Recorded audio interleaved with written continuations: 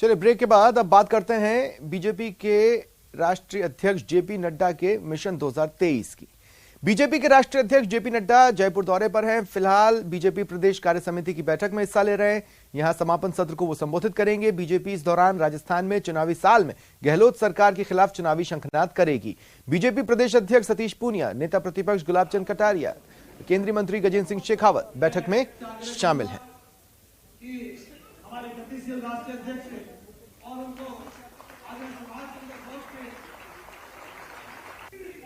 मैं इस मरुधारा पर आपका आत्मिक अभिनंदन करता हूं। ये आपके समक्ष मंच पर और मंच के सामने ये टीम राजस्थान है जो 2023 और 24 के संकल्प के साथ आपके साथ कदम से कदम मिलाते हुए विजय के संकल्प और विश्वास के साथ आपके समक्ष आई है। और चलिए जयपुर से सहयोगी बाबूलाल धायल इस वक्त हमारे साथ जुड़ रहे हैं। बाबूलाल, मैं आपके पास इस सवाल के साथ आ रहा हूं कि अभी ज्यादा दिन नहीं हुए हैं जब दिल्ली में प्रधानमंत्री मोदी ने एक तरह से प्रदेश बीजेपी को चेताया था ओवर कॉन्फिडेंस वाले शब्द का इस्तेमाल करते हुए, और आज सतीश पूनिया ने अपने संबोधन में टीम राजस्थान का जिक्र किया। तो क्या जानकारियां छनकर आ रही हैं?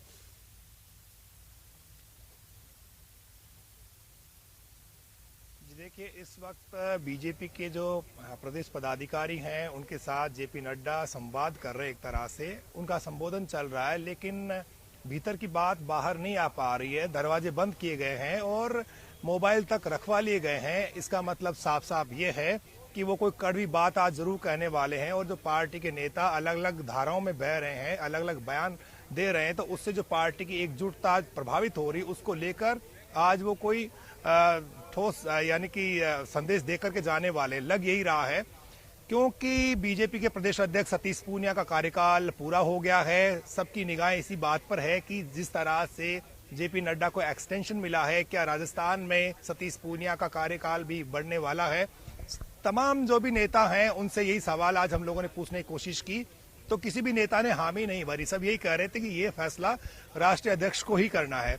तो पूछने वाले सवाल पूछते रहेंगे, क्योंकि तमाम जो कार्यकर्ता उनकी निगाहें इसी बात पर टिकी हुई हैं कि कोई नया अध्यक्ष आने वाला है या फिर सतीश पूनिया ही चुनाव कराने वाले हैं। लेकिन सतीश पूनिया का कॉन्फिडेंस बढ़ा हुआ था और वो एक प्रेजेंटेशन उन्होंने पेश किया जिसमें जन आक्रोश यात्रा की जो उपलब्धियां थी वो उन्होंने सामने रखी।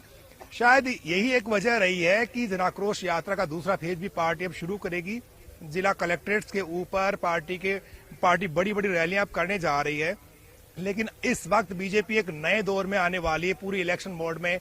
जिन राज्यों में चुनाव इस साल होने वाले हैं वहां का होमवर्क उन्होंने कर लिया, और गुजरात का मॉडल अपनाने की जब चर्चा हो रही तो बड़े बड़े जो दिग्गज हैं बीजेपी में, जिन्होंने 5-5 बार 7-7 बार चुनाव लड़े हैं, उनके भी टिकट कटने की नौबत आ सकती है। तो आशंकित हैं बीजेपी के तमाम नेता इस वक्त जगत प्रकाश नड्डा के सामने कि आज जब वो कुछ बोल रहे हैं तो उसके बहुत सारे भाव निकाले जाएंगे, और एक भाव ये भी निकलेगा कि उनके संबोधन में क्या सतीश पूनिया को एक्सटेंशन मिलने के कोई संकेत मिल रहे हैं। तो इस वक्त जो है पार्टी चुनावी साल में तैयारियों में जुटी हुई है, संगठन की मजबूती पर फोकस है, और तमाम जो नेता और कार्यकर्ता एकटक लगाकर यही इंतजार कर रहे हैं कि क्या सतीश पूनिया को एक्सटेंशन मिल पाएगा या नहीं। लेकिन अगर गुजरात मॉडल इस चुनावी साल में पार्टी लागू करती है तो फिर बड़े बड़े दिग्गजों के टिकट कटेंगे, और जो नेता ये समझ रहे हैं कि उनके पार्टी में जो है वो जो चाहते हैं वो हो जाएगा, ऐसा संभव नहीं है। असंतुष्ट धड़ा जो है। ठीक है, शुक्रिया बाबूलाल हमारे साथ जुड़ने के लिए और तमाम बातचीत के लिए। इससे पहले कोटपुतली पहुंचने पर जेपी नड्डा का बीजेपी कार्यकर्ताओं ने जोरदार स्वागत किया। उन्होंने कांग्रेस पर तीखा हमला बोला। उन्होंने कहा आने वाले विधानसभा चुनाव में कमल को विजयी बनाना है। जेपी नड्डा ने कहा प्रदेश में भ्रष्टाचार बढ़ा है, कानून व्यवस्था पर भी उन्होंने सवाल उठाए।